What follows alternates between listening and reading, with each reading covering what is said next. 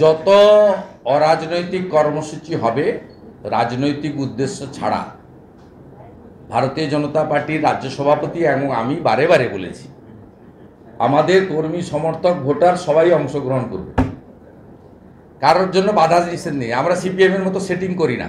সিপিএমের লালবাজার অভিযান ছিল 3 তারিখ, পুলিশের সঙ্গে কথা বলে রাজাবাজার থেকে শ্যামবাজার করেছে।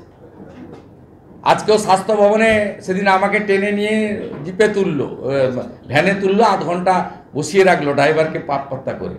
সুকান্তবাবুদের তাড়া করে নিয়ে গেল অনেক দূর। আমরা 45 জন গ্রেপ্তার হয়েছিলাম। পুলিশের বেড়া ছিল, বাধা ছিল। আজকে সিপিএমকে দেখুন কথা বলে করলো। সিপিএম নবান্ন অভিযানের বিরোধিতা করেছে ছাত্র সমাজের ন্যাশনাল ফ্ল্যাগ নিয়ে। সিপিএমের পলিসি হচ্ছে মমতা ব্যানার্জিকে ক্ষমতায় রাখা।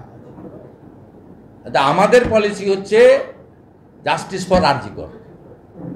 আমাদের অন্য কোনো পলিসি নেই। আমরা বকটুইতে ছুটে গেছিলাম প্রথম। মুসলিম এলাকা, ভোট দেয় না আমাদের। আগে 17টা দিয়েছিল, আপনার 21 সালে এই পঞ্চায়েতে 35টা দিয়েছে বকটুই গ্রামে।